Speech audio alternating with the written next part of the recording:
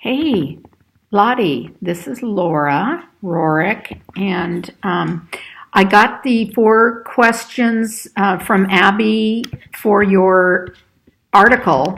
So I answered some of them, which I sent to her. I'm not a great writer. It just takes more bandwidth to get what I really want. So I thought I would do this experiment and do a video response to it, and I'll put it through my YouTube channel on a privacy link or something like that. So the first question was, what are your thoughts on LA street feet? What was your motivation to start this? And tell me about the women you work with.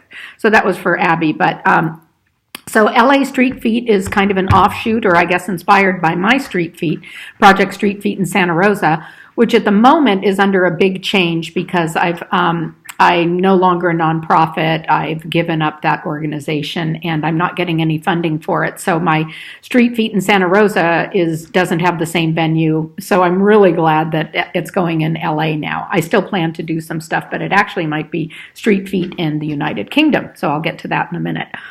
Anyway, so Abby is an amazing young woman. I met her 3 years ago through, we have a common friend, another amazing herbalist and foot care person, Lorna.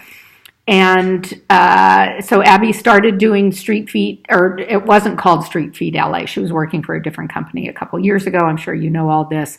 That's when I met her, and what I did was introduce her to proper infection control stuff and better equipment and supplies and tweak that. But she's a natural talent. She's incredible with the patients and with the skill level. She was just took to it like duck to water. I think I said that in the thing. Anyway, she's amazing. And Josie is fabulous. Josie, growing up in Marin County, her best friend was the stepdaughter of my best friend that I still work with as a foot nurse. So these connections are just really special. So we go back a couple years, Josie and I, and got her involved and then introduced her to Abby. So then they started the Street Feet thing together. And she is also an up and coming star, remarkable, dedicated nurse, working with the homeless down there. Just really wonderful women. And I think they've got some other people that I haven't met. Oh, there's Letty Hoffman, who's fabulous. Letty and I go back, maybe 10 years. And she's a wound care nurse and a foot care nurse. So she brings in this whole other aspect to it, and so between the three of them, they've just got it covered. They're doing an incredible job, and really what we're hoping for is that the Street Feet will become sort of a template for other people to do similar things all over the world. And what is my opinion about Skid Row is just absolutely just devastating, and they're everywhere in my town, Santa Rosa. Nothing quite like Skid Row, but the homeless population are throughout the country. It's just awful. I wish we could be more like Singapore, which apparently has no homelessness and everybody has health care and are taken care of. In our country, really, it's just despicable. It's scary, frightening, disgusting. It's surreal, is what I'd have to say about Skid Row. I have no bandwidth to even know where to begin to change things down there. So the only thing within my capability is to try to do something with the feet, because that's what I know and that's what I'm doing and that's what's happened. So that's all good. And maybe it can get bigger and spread and get more support from the county of LA. There's all sorts of possibilities. So we'll just have to see what happens. And then your other question is, what's so important about foot care and what knowledge would you like to share with the others?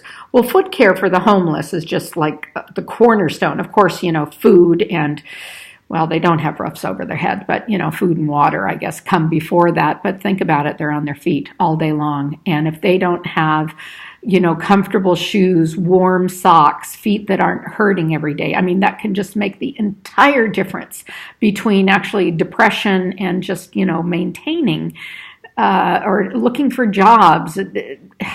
It's just unbelievable how important foot care is. And somehow there should be a way that every person in this country on the planet should be able to get good foot care. So that's kind of where I come in, because I have this kind of global vision about how that could happen.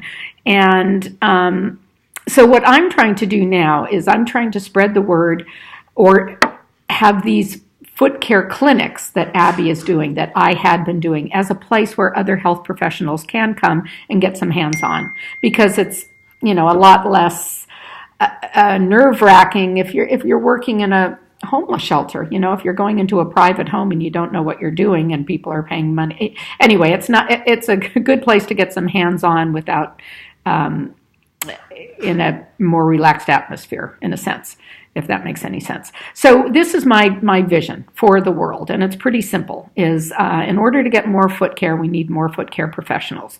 In order to get more foot care professionals, they have to have some training. So with technology the way it is, there could be an online course in foot care covering anatomy, physiology, assessment, diabetic foot, nail pathologies, skin pathologies, dermatology, just all that stuff. I call it the boring didactic stuff, because to me it is, but other people, it's not so boring to them. Anyway, to have a course online, either developed through grant money or a business, or I don't know the details of how this course could come about, but I am working with various people and vendors and companies, planting the idea about this. So just imagine that there's a course online that people can go and either get it for free, maybe if they're in a developing country, or low cost, or it could be on a sliding scale. I would love to see it free. That way everybody could just do it and it would be easy. So you have an online course, and then you're hooked up with your local homeless shelter, or there could be training centers around the United States where people could go, so that would be the idea. Online training, hands-on in a homeless shelter till you get enough skill, and then you can spread the word, start a business. There would be more health practitioners. So what I'm doing, since I've lost my nonprofit status, is I have found an organization in the United Kingdom called Forgotten Feet, and I just love it because here I have street feet and they've got Forgotten Feet. This was started by a podiatrist named Debbie Monk 5 years ago. Did an amazing job, and she has spread her little one clinic to 47 clinics.